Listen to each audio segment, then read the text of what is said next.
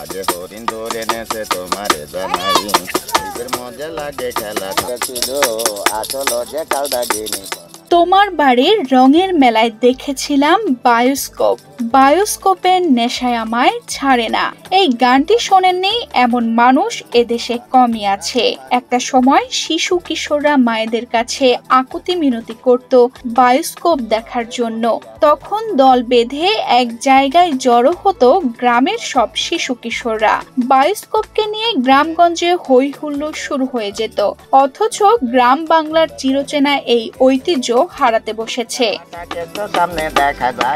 তবে জীবিকার তাগিদে হারিয়ে যাওয়া ঐতিহ্য এখনো ধরে রেখেছেন ঝিনাইদহের অলিয়ার রহমান। জেলায় জেলায় ঘুরে ঘুরে এখনো দেখাচ্ছেন বায়োস্কোপ। প্রায় 40 বছর ধরে বায়োস্কোপ দেখিয়ে আসছেন তিনি।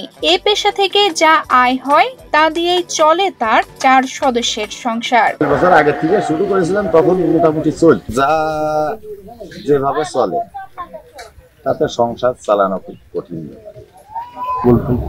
আগেও যে গান বলতাম সেই গানের সুরই বলি, বলার ভিতরে কাজের ভিতরে হচ্ছে যে আগে যে বিভিন্ন ছবি পাওয়া যায় এখন পাওয়া যায়। দেখাই কিরণমালা, ঈশ্বর শিবগারা, ফাঁসি, যমুনা সেতু, রুবেল পূর্ণিমা, ওই minister Fatakeshto, Germany Mithun Chakraborty, Brazil, Argentina, হোসেনের দুলদুল, ওই তীর মারা ছবি।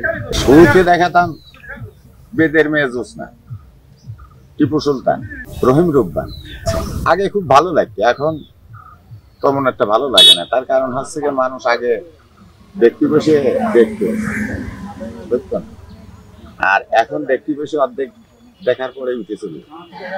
দীর্ঘদিন পর বায়োস্কোপ দেখে স্মৃতিচারণ করেন অনেকেই। এত বছর পর দেখে খুশি তারা। হারিয়ে যাওয়া এই বায়োস্কোপ টিকিয়ে রাখা দরকার বলে মনে করেন দর্শকরাও। এই জিনিস আমরা ছোটবেলা দেখেছি, ইন্দিরা গান্ধী মেয়ে ছিল, 80 মনোজন ছিল, কত ছবি টবি দেখাইছে।